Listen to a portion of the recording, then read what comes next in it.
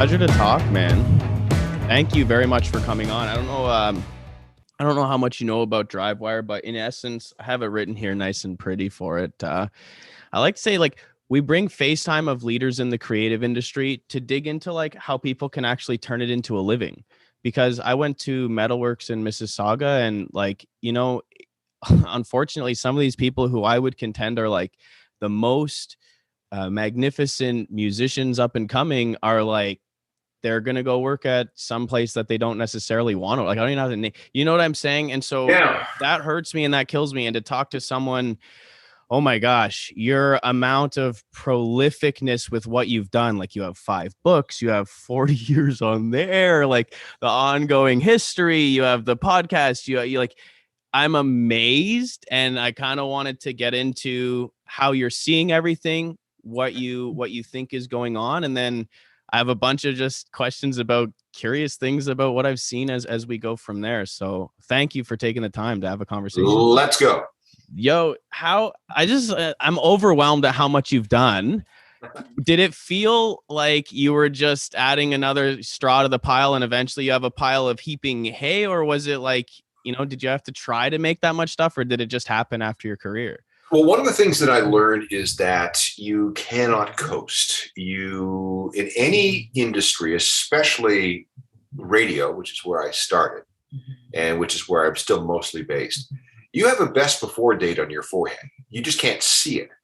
And you have to do everything in your power to push that date back every time you go into work. Because if you don't, if you coast, if you think that you are so important and powerful and beloved that you will always have a job, well, you're in for a really, really rough realization. So I have always looked forward and never looked back. So when you say things like you just said, I get tired. I go, really? I did all that? I guess I did. Because it's all about what's new and what's next. And that's been the thing, this ability to adapt, this ability to be curious, this ability to keep moving forward, that I think has done me good.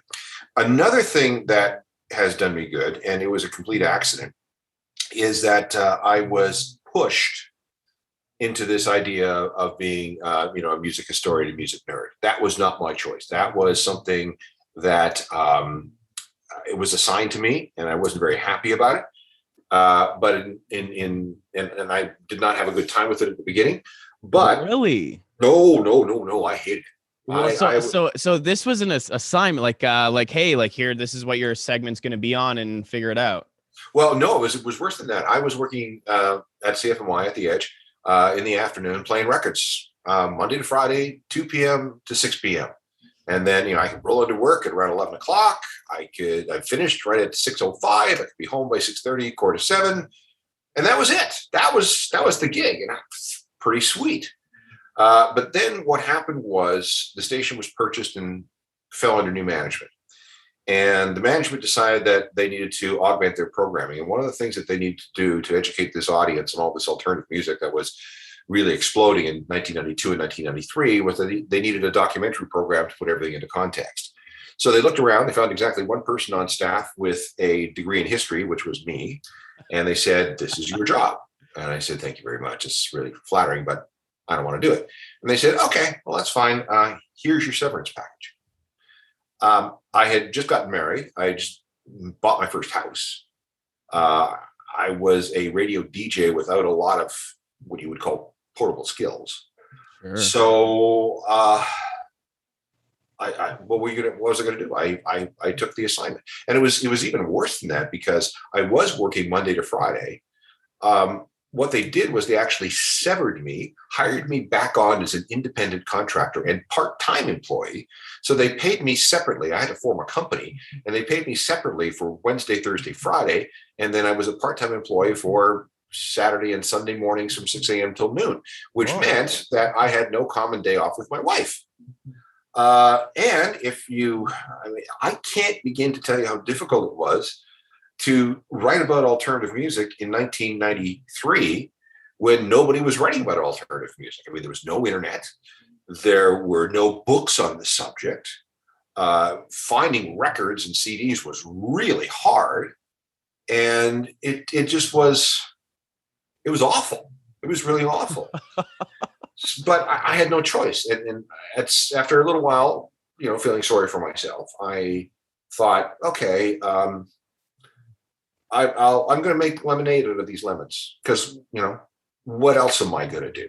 What else can I do? Quit? Sure. No, I've been working to this for my whole life. No, I'm not going to do it. And I thought, these bastards that assigned this to me and ruined my perfectly normal rock and roll life, I'm going to show them.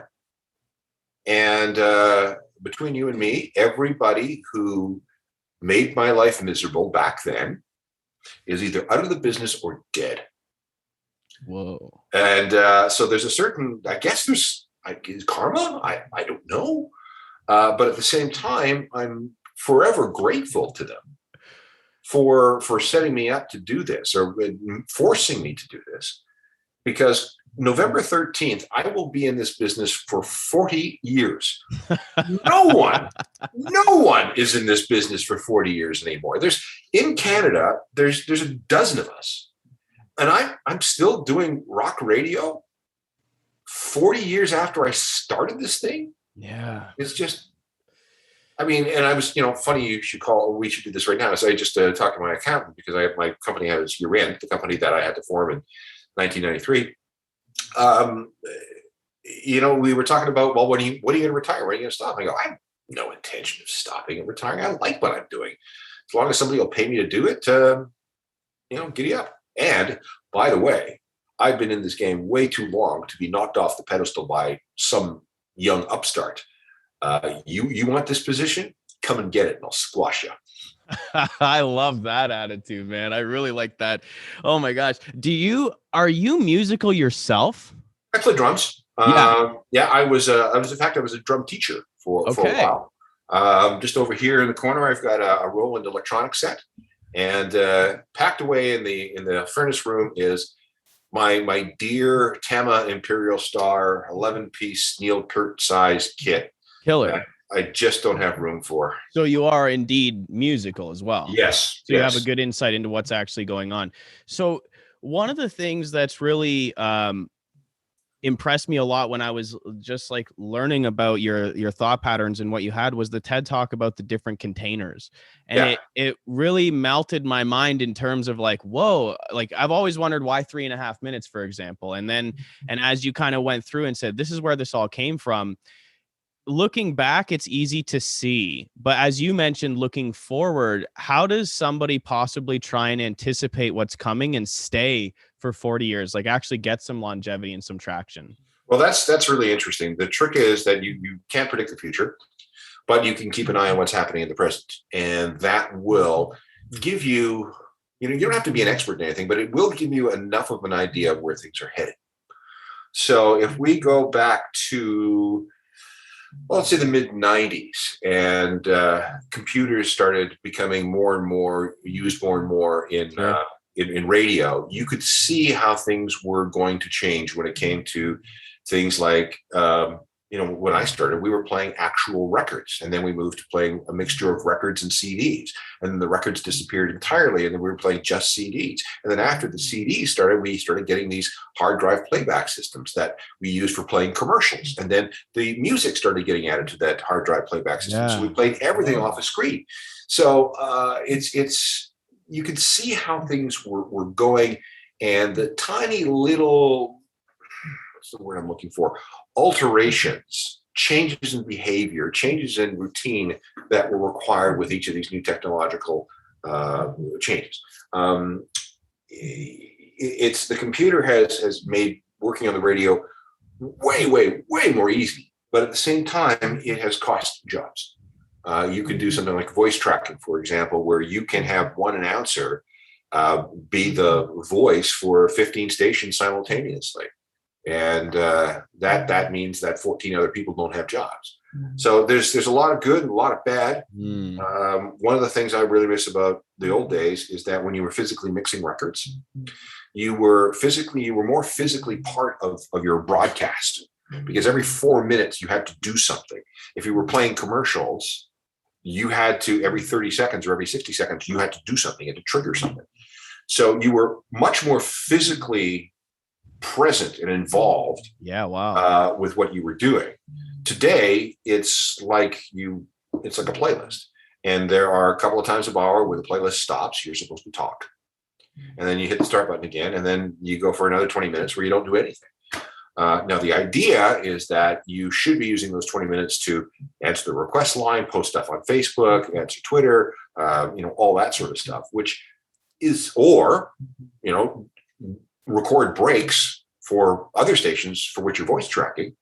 And it is very mentally frazzling as far as I'm concerned. And you, when it comes time for you to actually be live on the air, you may be so mentally exhausted that, or you just want to get it over with, so you don't put in the effort to the performance that you really should. Super interesting. Like, this change from analog to digital has got you in the disc jockey spot, doing all these things super scattered, and it's hard to actually focus when you're there. I can see that. I was thinking that while you were saying it. Yeah, that's wild.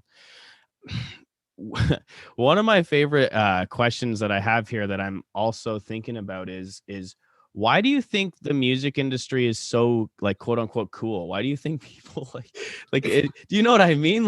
Yeah, I'll give you the answer is because when you enter the industry, you stay that age for the rest of your life. A lot of people get in 21, 22, 23 years old, and that's it. As far as they're concerned, for the rest of their life, they are 22 years old, and that is really appealing. It's a sort of, I don't want to call it arrested development. It's not, but it does arrest the aging process in your brain, or at least in terms of your attitude, because you're always interested in the new and the cool and what's coming up and what are the kids into and what's happening next. And I'm bored of this. I want to try something new. It does keep you fresh. So in April, I'm going to be 60 years old in April. 60. You do not look like it. But I look at my driver's license like, that's not possible. How could no. I can't be 60 years old. I don't feel 60 years old. I don't think like I try to remember when I was growing up and I would run into somebody in their 50s and they were old. They had no hair. It was gray. They were fat. They were, they had given up on life. They had, and even some of the people I grew up with, there's a couple of people I grew up with. I had known them since grade 4 and grade 5. Okay. And I go back and I see them and they look like those old people that I saw when I was young. And it's like, what happened to you people? And, that's a really terrible judgmental thing. And I feel extremely guilty about feeling that way. But I think it is a testament to two things. They've never had any kids. So that stress has never been in my life. But the other thing is this business, which if you can navigate it, does keep you rather engaged. The eternal youth. As false as it may be, but yeah, it feels like it. Weird things happen too. For example, there was a period, a couple of years ago, when it finally dawned on me that hot 24-year-old girl would never be interested in a 55-year-old guy. And that was really sobering. It's like, what do you mean? Oh, I'm old enough to be her. Oh, okay. Yeah. And that was depressing. That really, it's arrogant, I know, but at the same time, you will go through it. At one point, you'll realize that chick is far too beautiful, far too hot, far too young for me, because you're old. Yeah, no, my parents had me when they were a little bit later into my young teens. I would make fun of them because they were in their 50s, and they said what you just said to me, Mr. Cross. They always said, "You just wait, man. Like it will happen to you." Oh man, I like. But that. You know what? I would actually take that and say, "No, it won't," and then scream against the dying of the light. Stave it off. Scream Stave it against the off. dying of the light. What an interesting. Did you just make that right now, or No, is no, that that's a Dylan Thomas thing. It's Okay. rage against the dying of the light. Rage, rage, rage against the dying? I really like that a lot, actually. Yeah, me too.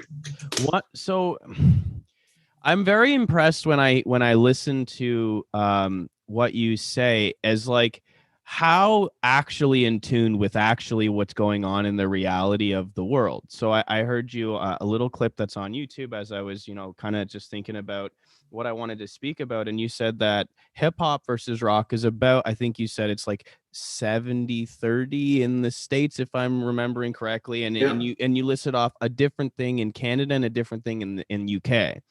Yeah. Now, what we have to be very careful about is that the United States, which is the largest exporter of popular culture on the planet, they believe that they are music. Yes.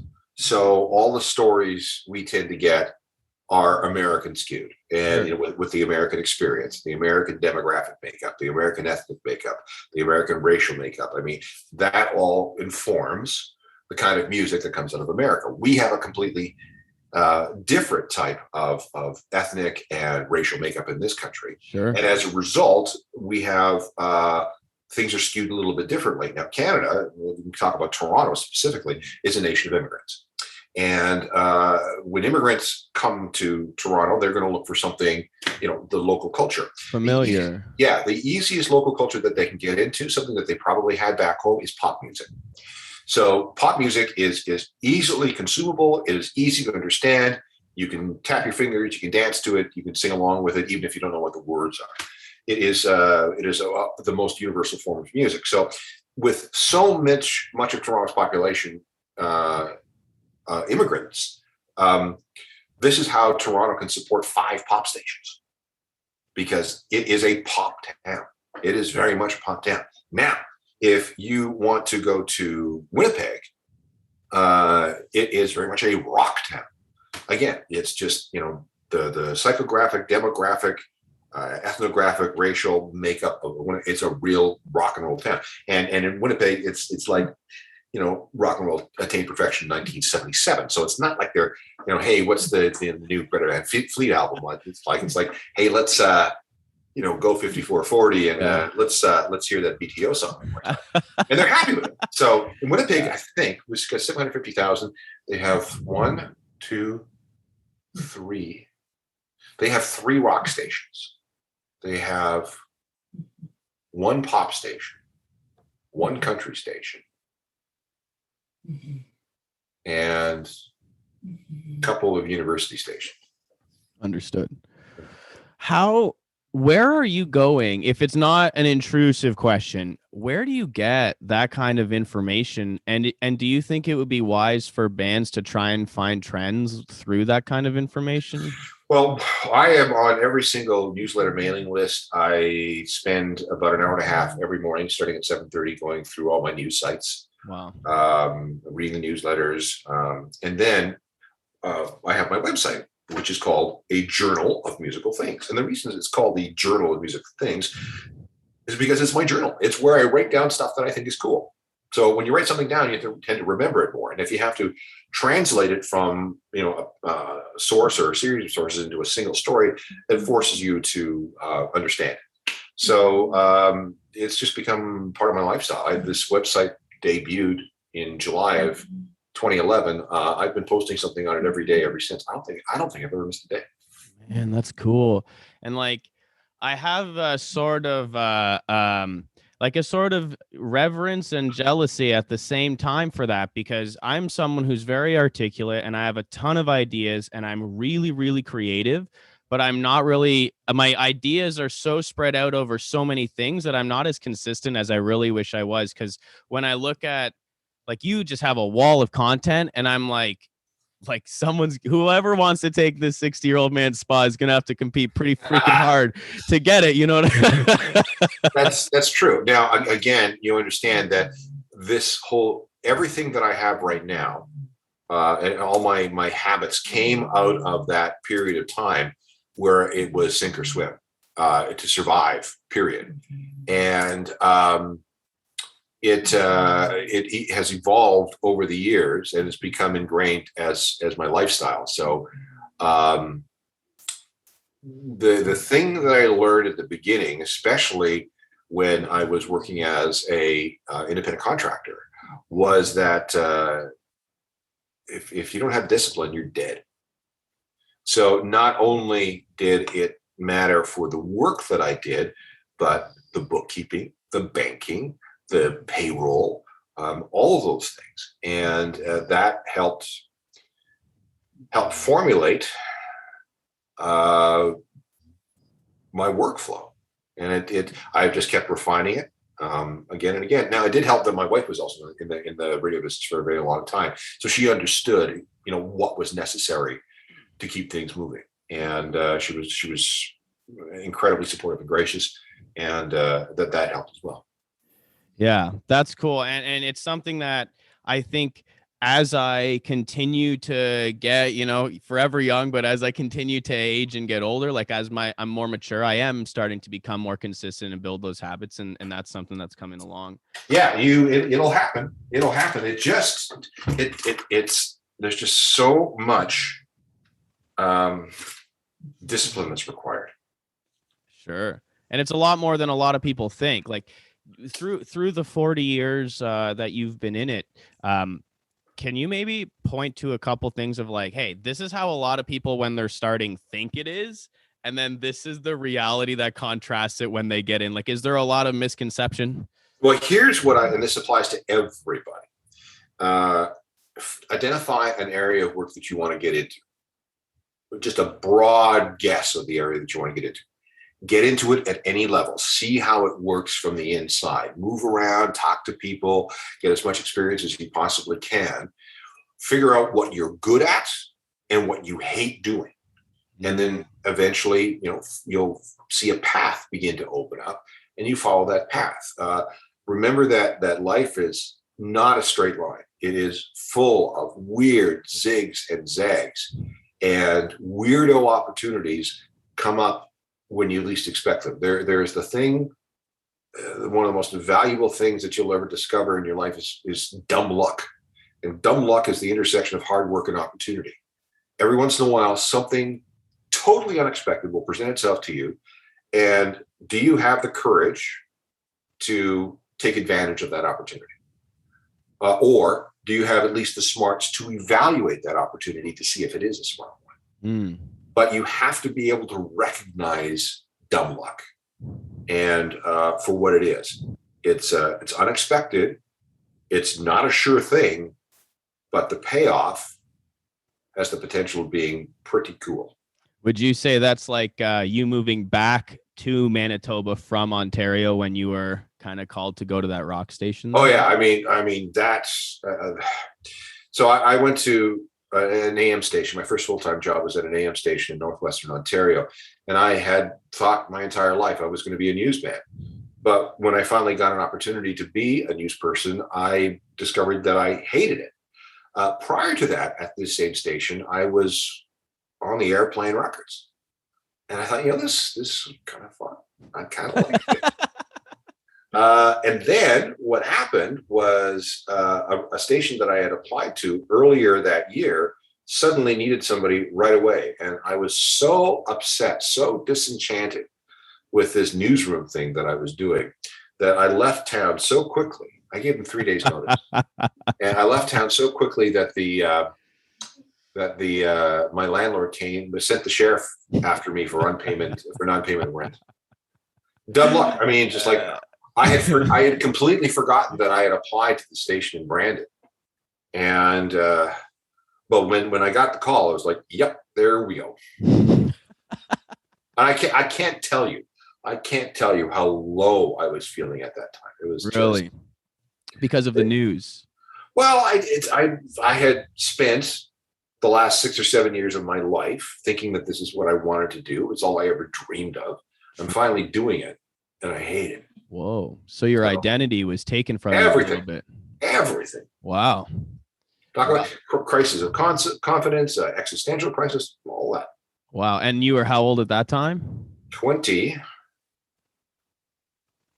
22. No, 21. Married with kids at No, this? That's not, so not yet. Not yet. That was a right, later no, story. that Okay, was later. Yeah. understood. And then it happened and you find out I don't like news. I really don't like what's going on here in Ontario. You get called and you dip so fast that your landlord says to the sheriff, "Go find this guy so he pays me my Yeah, money." he owes me $200. Yeah. And not exactly able to just shoot you a text at that time, I don't imagine. No. That's amazing. That's a cool story. But it shows your ability to jump on an opportunity, dumb luck. You're like, hey, I'm literally moving, another province over. Yeah, that's what it was. I mean, I was from Manitoba originally, but this still was 125 miles from where I grew up. So it was, but that was the best experience ever. It turned out that the people that I met there, and this is a short period of time from October of '83 to July of '94. I still keep in touch with a lot of the people that I worked with back then because it was such a life affirming time. Cool. And that's really nice because it sounds like you were so disenchanted with the news that when you finally, I don't know, it's almost like having a bad relationship to know that the relationship you're in is really good. It sounds like you kind of went through something like that yourself. Yeah, that's exactly what it was. What do you see successful bands do that other bands don't do? They're in it for the long run. They know that there's no money in music. They're making music because they have to, because it's something that's inside them that they can't live and not make music. So they realize that it's also, music is not a meritocracy. It is, you have to have talent, but you also got to be incredibly lucky. And in many cases, you have to work very, very hard. You have to adopt different or learn different skills, like social media skills, for example, computer skills. And you realize that in order to have a career in music, you need to be great, not just good, but great. And that the only way that you're going to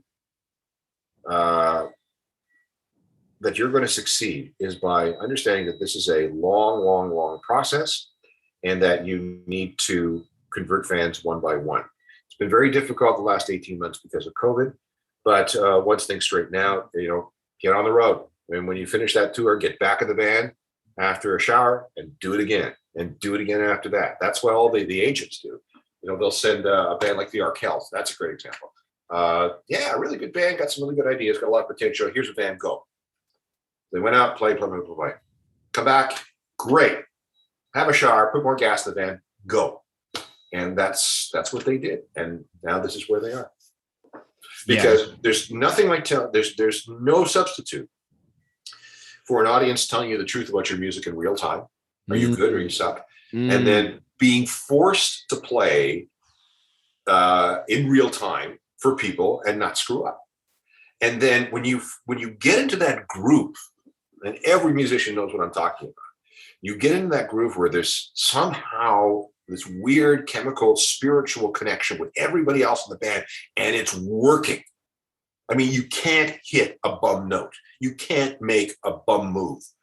And then you get brave and start improvising just a little bit or trying something a little bit different. And it feels so good that you can't wait for that moment to come back and do it again. So the more you play, the more of those moments you'll have, and the better you'll become. You could sit in your bedroom and take YouTube tutorials and work to become a virtuoso player in some way. But there is no substitute for learning on the go when it matters. And the only way you do that is by playing live. Yeah, I really, really, really like that answer a lot, Mr. Cross. And one of the things that I also notice when I'm playing a gig, like I have gone through the phase where I hit every note exactly perfectly, and then at the bar, no one comes up. Yeah. And then you go through a phase where like you find out how to emotionally put yourself into the show enough that even if you do hit a bum note, you're still hitting so many good ones in such a way that people they'll forgive the note, and then they come up to you, hey, good show, it's awesome. And I had to learn something like, okay, there's something here that's not just about notes. These people want to see me go all out and put on a show. If it's just me with a freaking acoustic guitar squawking out songs, or if it's me playing bass on a band, I have to I have to go hard. Yeah, you do. People will, I don't think they'll forgive the note. They won't even notice it. Because what you have done at that point is you have swept them up in your euphoria. And that's why people go to see live music. They want to be part of that communal experience, live music.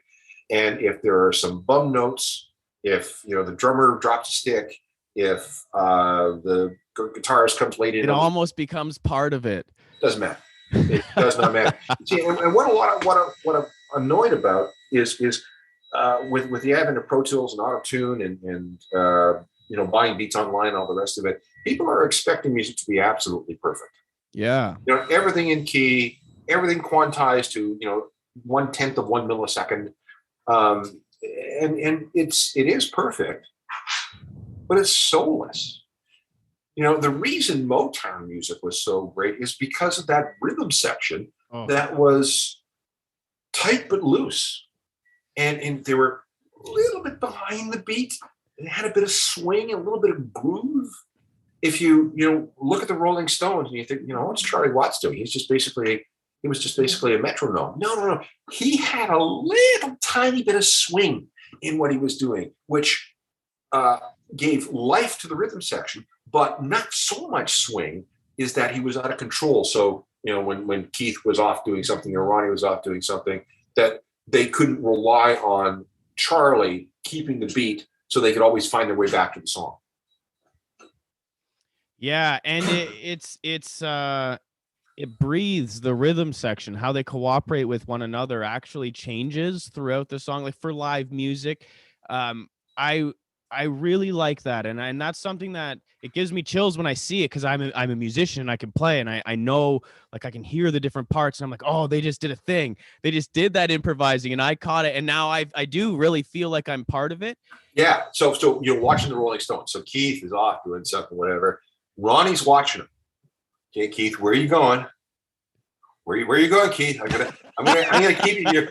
Oh, okay. I'm gonna cover up for you there. Okay, now you're back. Okay, now we can go back. Here's my rhythm. Keith, okay, here I'm gonna cover.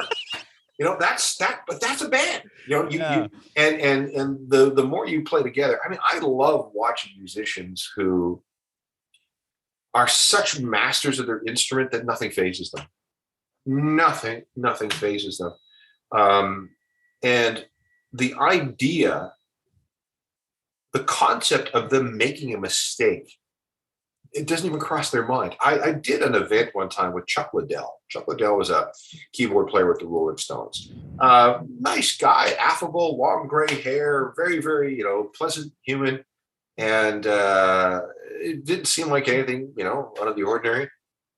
And then he sat down at the piano.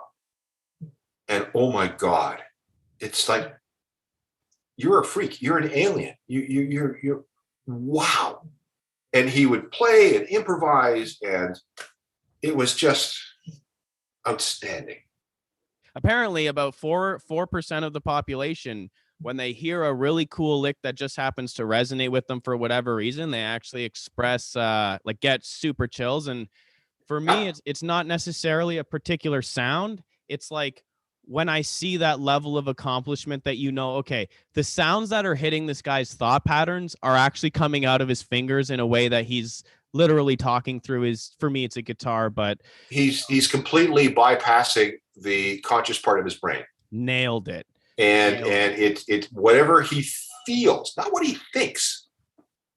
Whatever he feels comes out of here. But wow. It's like, there's a music center in your brain. It is connected to the the part of your brain that controls your body movements, and somehow the music center bypasses the frontal cortex, where all the thoughts and fears and emotions are that could cause you to screw up, and just somehow just comes out through your hands or your feet or whatever it is. It's just something to see.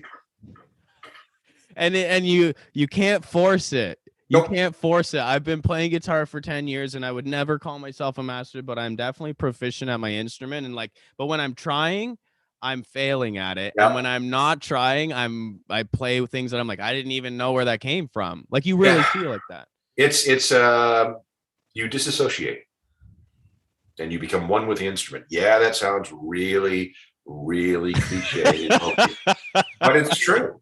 It's true. You become one with the instrument, and the concept of doing something wrong, you can't even imagine doing it. Now, there's I got that a couple of times playing drums, but I can tell you, I got it quite a bit when I was on the radio. Again, when you're on the radio, you're live.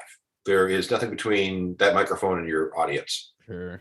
So everything that you say, every breath you take, every stutter you have is heard immediately. There's no backspace key. There's no do-overs. And there were a number of days where I couldn't stutter or make a mistake if I tried. I was brilliant. The words just flowed. They were the perfect words. They were done with the correct pace. The breathing was and pausing was proper. It was a glorious feeling. And then there are days where I can't say my own name. But when you are in a groove and you're able to really get it together somehow. I mean, you saw the TED talk that I did. That was one of those times. I felt I was not 100% in the groove, but about 85%. And I was quite happy with the way that turned out. Yeah, and the lady, first of all, who wooed at the 8-track really made me laugh. Like I burst out. I was really in tune with it, and I get connected when I hear a speaker who's eloquent and talking about it. And the way you laid it out from the wax disc, the 78 to the different, and now we have a CD, and then you talked about, I think it was the Red Hot Chili Peppers filling up almost every single piece of the CD, and like all the way through that. Like that kind of knowledge really only comes from a humongous amount of just research and just knowing it. Like you've lived it and breathed it for so long. And thinking, yeah. You have to you can read all this stuff, you can experience this stuff, but if you don't have the time to, like, there's data, then there's information, and then there's knowledge. And knowledge only comes through thinking about all the data and information that's coming in. And I spent a lot of time thinking about that. And that's what came out. In my head during the conversation, I was like, yeah, like yeah, like why doesn't someone just go back to the symphony and make an hour-long video? And then like the next minute you're talking about Wolfpack with their 32-second silent songs on repeat that are going out making the money, Yeah. which is related to your shirt, which is related to something that I wanted to speak about anyway. So awesome segue. Like the way that music's timeline has always been is based on the incentive of how the musician gets rewarded. Bach and Beethoven and them, they were kind of writing for kings. They're like a high court, and they were writing, and they had to entertain maybe the high family for hours at a time. Yeah. Versus the people nowadays who are making what they call a radio sausage, and you're popping it out there, and it's 3 minutes and 30 seconds, and it's commercial timed, and versus now where it's the attention of the people that's getting you paid. Like, where do you see this going, for one, and how can a musician kind of capture capital with the work that they put out? Because that's a good question. Right on the surface, okay, couple things that have to be taken into account. All the money in streaming right now and all the money in music right now is being made not with contemporary music, but with catalog music. It's all the older stuff. And this explains why you have all these companies buying up the publishing catalogs of so many of these heritage stars. There is so much money in that music, and that music is so good that it is and so timeless in many cases that it will live for decades and decades. Sure. Young people, all they want is good music. This is all good music, and it doesn't matter how old it is, doesn't matter the genre or whatever it is. They know that this music can be exploited going forward. So, okay, so that's one thing. The record labels know that their catalog is where the bulk of their money is coming from. There's a very thin layer of contemporary artists who are making money these days based on either sales or streaming. Very, very thin layer. Below that, though, is all this catalog stuff. The problem with this is that if everybody, including new generations coming up, get into this older music, as they might because it's good, this could kill opportunities for young musicians. Wow. Musicians now are competing with the past and not just with the present. Not just the past, but the best of the past. Yeah, the greatest. They are competing with the greatest songs of all time. And not only are they getting it on their phone, but they're turning on TV and they're seeing it in a commercial. They're seeing it in a TV show. They're seeing it in a movie trailer. They're seeing it used in the movie soundtrack. They're seeing it, everywhere. I mean, start watching TV and counting the number of old songs that turn up in commercials. That is a byproduct of what we're seeing with the buying of these catalogs. So that's one thing to think about. Next thing is that the album is not going to be with us for very much longer. I mean, the album has been with us as a thing in contemporary music from about 1965. The long-playing album was actually introduced in 1948, but it's only really been a thing since 1965, when the Beatles and Bob Dylan and a few other people, Beach Boys, started releasing collections of songs this way, and the record industry realizes that there was more money in selling albums to baby boomers, to hippies or whatever, than there was selling 7-inch singles. So the music industry corporatized, came around that. The currency of the realm became the 12-inch album, and from 65 to about 2001, that was how all the money was made, and a tremendous amount of money. I mean, money flowed like water in the music industry for a very long time. And some artists got rich, some artists got ripped off, but the record labels all did very, very, very well. There was a big scare for them as we get into the 2000s. We have file sharing, we have streaming, we have the crash of CD sales, which they didn't want to see happen. But now, they've figured it out, and the record labels are never going to make the same mistake they did with Steve Jobs in the iTunes Music Store. They are never going to give up on their control over distribution, which is what they gave up to iTunes. So now they have, they've got a really tight leash on all the streaming music services. They have equity positions in companies like Spotify. So basically the labels, especially the three majors, Universal, Warner, and Sony, they're so entrenched right now. They're so determined to stay relevant. I mean, they're making $1 million a minute right now on streaming. And Universal went public, and I think their valuation was over $60 billion. So things are changing. The record labels are in charge. It's not about the album anymore. If you look at the hip hop crowd, they've really figured it out. It's a constant drip, drip, drip of new material, like a new song every month or every 6 months or every 6 weeks or whatever it is. Then maybe you have an EP or a mixtape. And then maybe for things like, consideration for a Grammy or a Juno or something along those lines, you'll release an album. Cool. Because that's still how the industry sees things in certain ways. So you don't think for very much longer that will be. Well, I think we're going to have, there are always going to be long form works that need to be captured on an album. Sure. But in terms of, if we're talking about catalog material, how do you break up Dark Side of the Moon? How do you break up Abbey Road? I mean, these are, albums that are going to it needs to be experienced together, and they're going to live as albums forever. Sure. But if I'm a new artist, I'm putting out a new song as often as I possibly can, feeding the hungry masses, whatever my fan base is, with new material on a constant basis, asking for feedback, communicating with them back and forth on every social media platform that you can handle. And then maybe at the end of X number of releases, you gather everything together and put it on an album, whether that's a physical album or something that you make available for download, or it becomes something that you stream as a whole. Because, hey, you know what? We've been putting out a song every month for 12 months. You get 12 songs, maybe you get 12 hits. So you put that on an album. Yeah, I think that's very clever and very smart. And I was hoping that at some point we could get to okay, what's the actual strategy now? Because I see closer to, like you said, that slow drip of people. Hey, we got that upcoming thing. You get pictures from behind the scenes of maybe, this is my rig when I was, doing this song. Stay tuned. Here's a quick lick from it or something. And then the song drops on a certain day. And it seems more like it's consistent and constant kind of communication with your audience to stay top of their mind. So when you put new things out, they're always checking for it. It's something like that. Yeah, there's the barrier to entry into music is so low and so cheap that there's way too much music out there. Yeah, and how, like, even really good bands are just getting lost in the noise. Well, I'm going to give you an example. There is a site called Forgotify.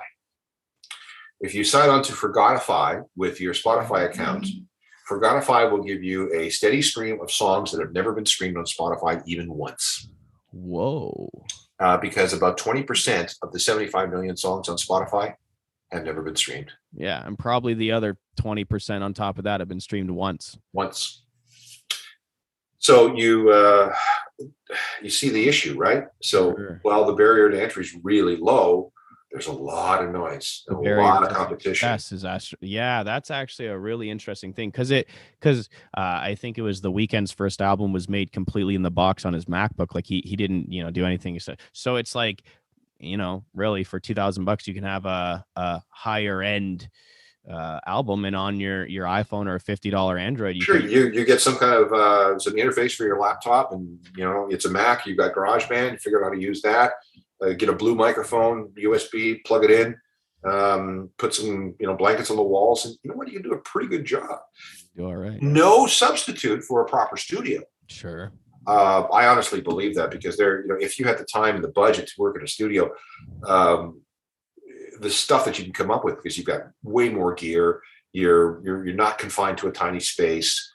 You maybe have an engineer or producer who's got some kind of extra experience, knows how to use, has this cool plugin that he found somewhere that nobody knows about, which is what you're paying for, right? Yeah, it is. I listen to a lot of news about money, and it's not out of a selfish thing. It's out of I just think as an artist, I want to learn it and bring the ideas, and hopefully I can start getting messages that are like, hey, I heard this interview and this is that. And something that's coming up in the art world specifically is people creating digital scarcity through NFTs. Selling straight to their audience. Yes, I collect JPEGs too. Well, that was I think you're referring to Beeple, who sold it for 69 million or some crazy thing. Yeah. I was thinking more of a practical, like, do you ever see it where an artist is actually selling points to their particular song, like to the highest bidder, to their 1,000 fans on Facebook? Or it's already happening. I mean, there are a couple of things where you can invest in a song like you would invest in a song, stock in software. There are a variety of these things. The problem is educating people as to how these things actually work. Right. If you go up to the average person on the street and say, hey, you want to buy an NFT? They're going to go, right. What is that? Exactly. And then you explain to them, well, it's something that only really exists online, and there's no physical component to it. But you have the original from it, and yeah, you can make copies of it, but you have the original, the one, and it could go up in price, or wait a second, it could also be an experience that you have purchased that allows you to do certain things, and it's kind of like a token in a universal concert ticket, but it has more because then we sell it because there's a marketplace for this, and there's really bad representation for what the I guess just interpreting your tirade of this rant of what these people are all saying. So I take it you don't actually like the idea a whole lot? I understand that it seemed to come out of nowhere, and it seemed to blow up very fast. It seemed to sort of plateau. One of the things I'm suspicious about is where the money is coming from to buy these really expensive NFTs. So, the Beeple thing, for example, $68 million. It's ridiculous. Who paid? Where did that $68 million came from? Well, I'll tell you where a lot of this money comes from are guys who got into crypto, and they made a shitload of money through Bitcoin or something else. Yeah. And it's like virtual money, right? And they go, I've got, $500 million in Bitcoin. all right, I'll take 68 million of that and buy this thing. Yeah. So I'm swapping one virtual thing for another. It's like an online status symbol, like a band tee almost, but digital version. Yeah. And I think if you grew up in the online world and you're used to everything being virtual, this might make more sense. To me, it seems a bit scammy, a bit, no, scammy is the wrong word. It just seems a bit ephemeral for my tastes. What am I going to do? If I, like over there, you see behind me there, right up. Oh, wait, right up over here. That's a painting by Ron Wood. Okay. That's real. That's an actual, it's a lithograph. It's not the an original. But that is a painting by Ron Wood. It is on my wall. There are only, I don't know how many, 500 pieces in the world. And I have one of them. That's pretty cool. Yeah. So, and I have it, and it's on my wall, and I'm hoping that it'll appreciate. But in the meantime, every time I see it, it gives me pleasure. And I don't have to call it up on my phone. I don't have to call it up on my screens. It's right there. Right. And maybe that just shows that I'm from a completely different generation and that I don't get it, but it doesn't bother me so far. Okay, cool. No, I think that's super fair. And the idea behind like, hey, Carter, I have this rare thing that's actually a real thing that I can hold in my actual hands, and I trust this a whole lot more than I trust these digits on a screen. I really understand that, and I see the value to that. Okay, here, this is real. This is a brushed drum head signed by all three members of the band. Holy I'm holding shit. it in my hand. It is very cool. There is Neil Peart's signature right there. That's cool. Yeah, that is actually extremely cool. That is okay. Hold on. Time out. What's the story behind the drum head? Don't tell me they just mailed it to you. There's got to be a cool story behind it. I did some work with management. Okay. And there was a story that I met Getty. I'd done a bunch of work with Getty. I'd done work with Alex, but in the since 1976 when I first discovered Rush, I never ever met Neil. And one of my great regrets was never having his autograph. And Andy from Anthem, from their office, said, "Oh, I'll get you one." And he did. Just like, yeah, like, okay, like, let me hook you up. Yeah, that's exactly what happened. I love that. I got some at home, he said. Okay. I have an extra one. That's very cool, man. That's a blessing in disguise. So listen, I have a ton of notes. I have a whole entire page of just like things that Mr. Cross has said on air, and I appreciate it. I want to read them back to you of what I've learned from you in 53 minutes here. Okay. And I want you, if you have anything to jump in or add, cut me off and hit me, okay? Okay, go. You can't coast, right? You have a best before date on your face that's going to expire, and you better be running as fast as possible to push that thing back. Exactly. Only ever look forward and don't really look back, because when you lift your head up all those few times, you're going to look back and be like, all right, I actually have accomplished a lot, but you're not going to think about the whole thing. You're going to think about one at a time. Right. Now, at some point, you are going to have to look back to evaluate what you've done, whether it's been good or it's bad. If it's been good, you're going to want to maybe use that resume to further your career in some way. Don't forget what you've done, but there will be times when you need to remember, because it is about who you are and what you've done and what you can do. I really like that you said keep an eye on what's happening now. Like, be as current as you possibly can. And in my mind, I kind of attach that to like, don't be in denial about the changes that are happening. Oh, yeah. I mean, history is going to happen with you or without you. Progress is going to happen with or without you. Might as well jump on board. One of the best people I've ever met is Captain Kirk, William Shatner. Cool. I did some work with him about 10 years ago. And at that time, he was 80 years old, and I spent 3 weeks on the road with him. And he taught me so much during that time, including two things. He said, when people ask you something, always say yes, because 19 times out of 20, it's going to be a miserable failure. But that 20th time, look out. And number two, the moment he was quoting Bob Dylan here, he who isn't busy living is busy dying. He's 90 years old now, still keep in touch with him.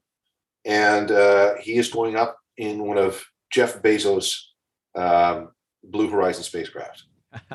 Go, Bill, go. I like that you said that the coolness of music comes from like eternal youth. I guess I put kind of eternal youth in your mouth, but you said you stay 22 forever, and I resonate with that. It's kind of a mindset. It's kind of like holding on to what it is now, and I'm cool with that. Subscribe to all of the newsletters. I like that because you have a ridiculous amount of like statistics and numbers and you can also quote dates, and my brain really isn't like that, but I assimilate information. And so when I'm just thinking about, okay, this guy's like spending an hour and a half a day just learning every day for 40 years. No wonder he knows so much stuff. That's it. Anybody could do it if you had the time. Wow. And all these newsletters I'm talking about, they're all free. And set up a folder and some rules on your email and just shuffle everything in there. And even if you just scan them, you'll run across a couple of stories that'll make you go, wow, that's cool. I did not know that. I need to know more. Wow. Yeah, and almost like how the musician who's just like feeling and not even thinking, you're kind of like assimilating this information non-consciously, which is one thing that I'm picking up. I'm like, hey, he didn't like set out to try and make $1.5 zillion, podcasts and 5 books and 1 million entries in his journal. He just like kind of started building these habits, and after a while, he's climbed the proverbial mountain. It's the long game. Yeah, there is no sprint. There are no shortcuts. Everything in life is the long game. Build habits and let them play out. We kind of just touched on that. If you don't have discipline, you're dead. That's pretty stark. There are 3 things when it comes to anything: preparation, focus, discipline. Nice. Have you like kept your mind on those kind of 3 things and let it serve you well? I saw it on the desk of an executive once who was one of the most laser focused human beings I'd ever encountered. And I thought, okay, even he needs reminding every once in a while. So I'm going to adopt that as well. I love that. I really like that. Identify what you're good at and find what you hate. Yeah. I like that because this universe is dual. There's hot and cold, and there's positive and negative and all that. And like, yeah, okay, what do you love? But also like, what are you never going to do for any amount? Like, what are you actually not going to do? Maybe you don't do that. I'll give you another example. I could not sell anybody anything. I am not a salesman. I am too self-conscious. I don't like pushy people. I don't like making people uncomfortable. I can't sell anything. And when I tell that to a salesman, they look at me and they go, "Of course you can. You just sell yourself." Well, no, I feel weird doing it. Well, you don't have to feel weird. I do. I'll tell you what, salesman, you write an eloquent sentence and then we'll talk. I dig that. It's the long run. I have that too. It's the long run. There's no money in music. So if you're doing it, you better make love at make it something you love when you're doing it. Yes. I dig that. I very respectfully refuse to believe that there's no money in music because some people have made bajillions of dollars. Okay, let me put it another way. Sure. The chances of you making significant amounts of money in music is very remote. Sure. But if you write great songs and you have dumb luck, you've got a shot. Love that. Okay. I love that. There's no substitute for feedback, no substitute for real shows. And information and data is different than knowledge, and it's a matter of thinking it through. Those were all really important things that I learned from you, and I'm grateful for that. Find set metrics, follow the data, and use the data to improve what you're doing. Yeah, I love that. And I think that as people begin to do that, they'll at least know, okay, I'm stepping on solid ground. I know where the trends are going, and I'm actually moving with them instead of against them or blindly. Yep. Thank you for coming on, Mr. Oh, you're welcome. This was a really cool conversation for me. Hopefully I didn't delay your meeting with... They can wait. Thank you so much, sir. We'll let you know when this thing is published and on air. Deal. Thanks, man. Have a good day, all right? You too. Bye. Bye. That was awesome. I learned a ton personally. Hopefully this is good value for you. Thank you for joining us. Drivewire Radio. Catch us next time.